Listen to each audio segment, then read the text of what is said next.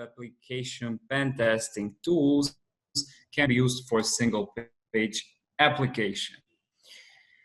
Okay, so in short, I mean, whatever tool works for a multi-page application also works for a single page application, right? I mean, you don't actually have to be specific in this regard.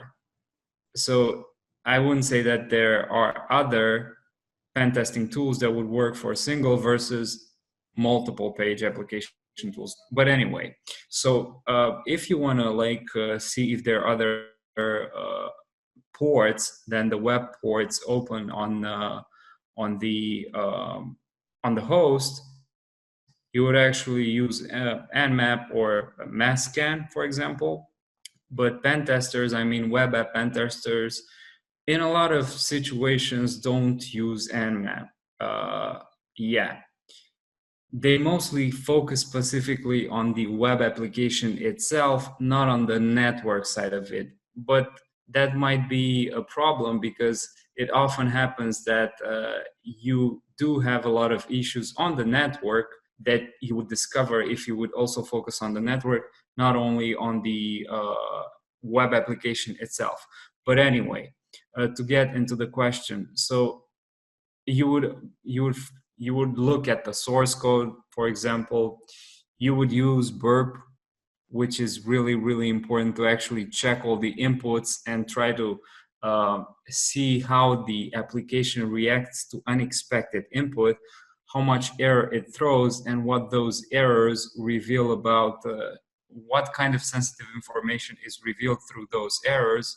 If we're talking about a web application, you would, of course, be able to brute force for web directories, not only for directories, but for files as well. So you would use tools such as dir search and GoBuster and Derb and Dirbuster, of course.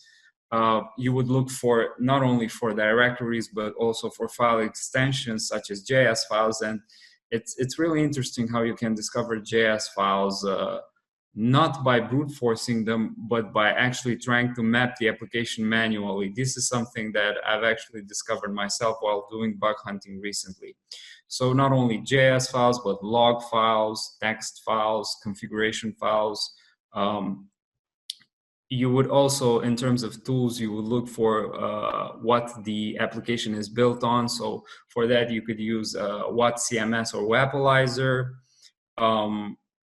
If, for example, the application is or holds information and requires logins, you would actually see how the session is handled. You will look for broken access controls. You would also be looking for indirect object references, and to get a list of things that you could test for. Always, I mean, there's a good rule of thumb that you should check with the WASP top 10 and start from there.